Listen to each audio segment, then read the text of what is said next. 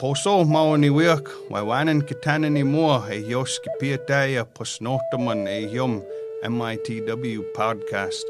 A yospis piataya posnapi notaman and e hisikimaka e yoso matnamin kihi.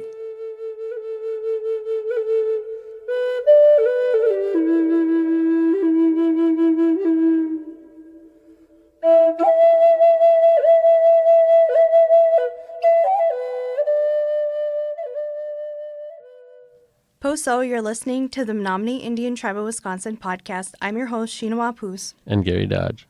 Vaughn Bowles, Public Information Officer for the Menominee Indian Tribe of Wisconsin, is joining us today. Welcome, Vaughn. Howdy, folks. Can you talk about Omicron?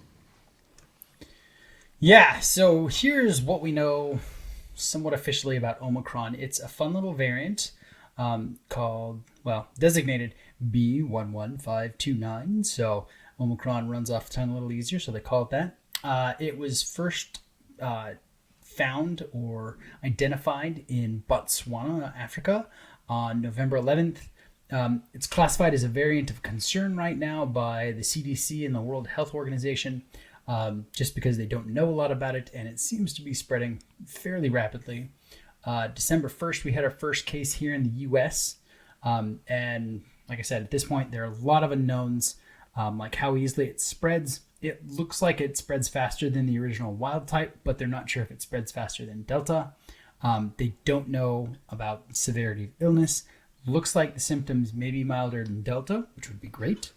And they also don't know really how well the vaccines are going to work against it. And with those caveats all thrown out there, still a good reminder, Delta's still the major variant here in the U.S. It hasn't overtaken it or anything like that, even though you hear a lot about it on the news. And, due to the low number of cases in South Africa and Botswana, it's kind of unclear how fast it may spread. We know it is spreading. There's documentation of people going to South Africa and bringing it back, so we don't know if it's flying through there or they just happen to pick it up randomly. So that's kind of where we are with Omicron right now. Okay. How is Omicron different from other variants?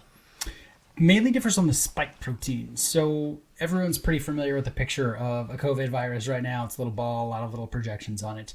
The spike protein's built out of about 30 different amino acids.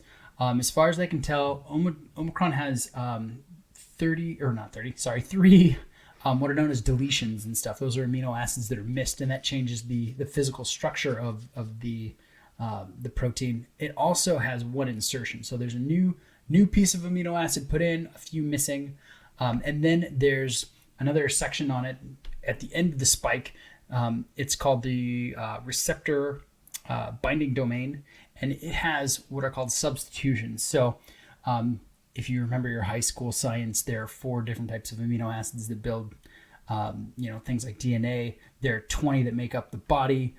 15 of those are just different on the receptor. So that physically changes the structure of it. But as far as we know, right now, there aren't any unusual symptoms associated with Omicron. So that's good to know. And again, you can also have people that pick it up and are asymptomatic and can be carriers to pass it on as well. Is the difference in the spike protein why people are thinking that the vaccine is not going to be as effective against it? Yeah, that's exactly what it is. Is the vaccines, I believe right now are built to block the binding receptor portion in the spike protein. And if it's not the same, our body's not always great about figuring out the difference between, the physical structures of different proteins. So it can miss those. Is it true that Omicron is less deadly than the other variants of COVID? It's possible given the trend that viruses tend to mutate in nature to become more virulent. So they spread faster but less lethal, so they still have hosts. And we won't know for certain until we have more cases out there and can analyze them.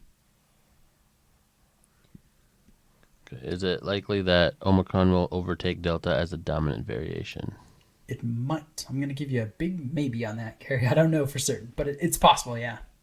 Is it true that a booster shot can protect people better against Omicron rather than people who just have 1 or 2 doses?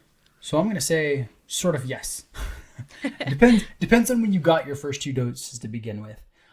If you've had it, within the last 6 months or so, you're still okay. If you had it earlier in the year, you probably will want to get a booster at this point, because it prevents against kind of a general COVID-19 infection, and it re-stimulates the immune system. But the current vaccination isn't specifically for Omicron, so they're not sure how effective it'll be against it. So far, most of the variants have been pretty close to the wild type, so the vaccines have been fairly effective at preventing infection. Okay.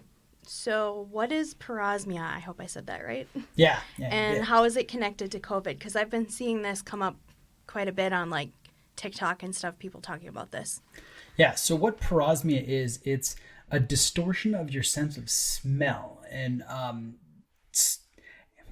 parosmia is really kind of a funky little situation. It's also known as like olfactory illusion.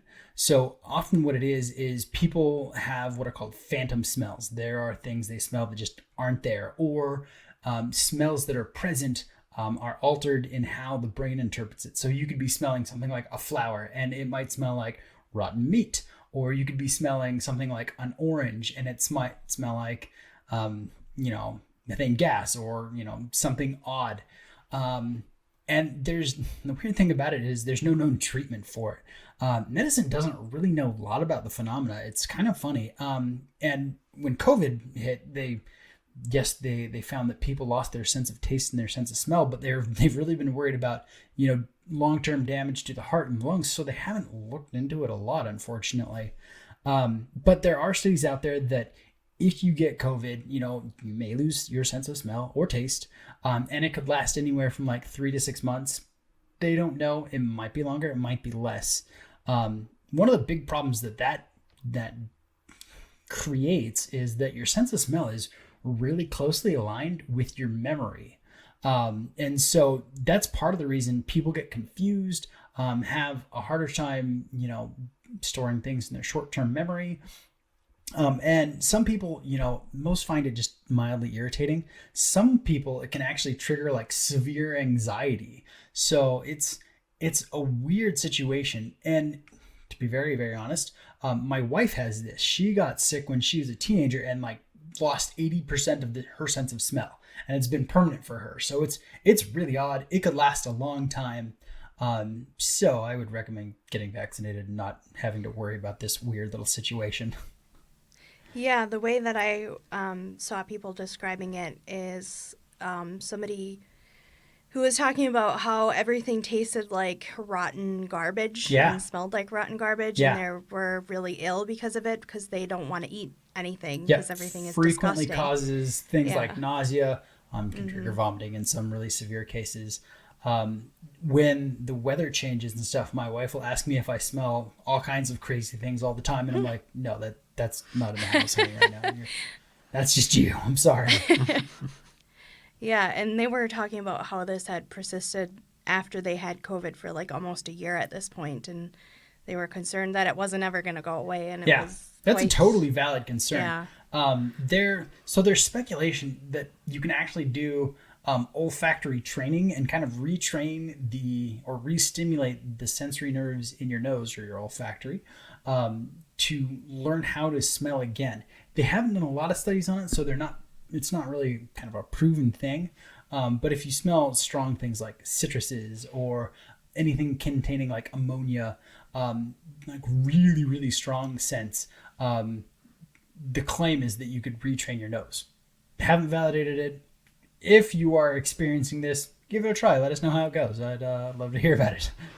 So why is COVID affecting people's sense of smell and taste? Like, do we know why that is? They don't know. Because that seems like kind of an unusual sense of taste is really closely linked to sense of smell. So if they have, parosmia, it's actually going to decrease their ability to differentiate taste as well. So those two go hand in hand. But as far as the smell thing goes, they're not sure. Yeah. It just seems like, because the other symptoms seem like kind of your typical like virus, like flu-ish type Right. symptoms. And then you have that, and I'm like, oh, that's weird.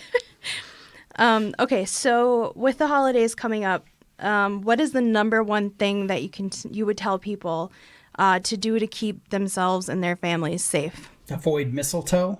No, other than that, I'd say definitely start by getting your family members who can vaccinated. Also, take the regular precautions during this time of cold and flu season. Keep your hands washed on a regular basis. Soap and water for 20 seconds, like we've been talking about for years now. Keep gathering small if they're going to be indoors. Serve food that's in single serve portions rather than shared communal food. Wash the high contact areas, doorknobs, handles, things like that. Just if you're experiencing symptoms, or if you are in contact with your family and friends and they're having symptoms, consider postponing. I mean, it's hard, but you can still celebrate together. It may not be on the exact same date, but it's better than getting sick and putting people at risk. So, be flexible about the holidays this year. Is there a concern about having another, because aren't we kind of in another, what's the word? Like the cases are going up a little bit right now? So we've sort of plateaued. We have, technically it's considered a high volume, but we're actually the lowest in the state right now for, the per capita number of cases. We also have the highest rate of vaccination anywhere in the state. So, Wow. Not saying it's causation, it's correlation. Sure. So, we're holding steady. We're not having an explosion like last year, which is great. Good. Yeah. Okay. Anything else you want to tell people before we end? Thanks for listening. Have a great day. Okay. Waiwanan for listening to the Menominee Indian Tribe of Wisconsin podcast. You can find us on Apple Podcasts, Spotify, and Stitcher. You can also listen to the podcast on menominee-nsn.gov under the Community tab. Keep up to date by following us on Facebook at MITW Podcast. If you have any topic suggestions or questions about COVID-19, you can send those to us at podcast@mitw.org.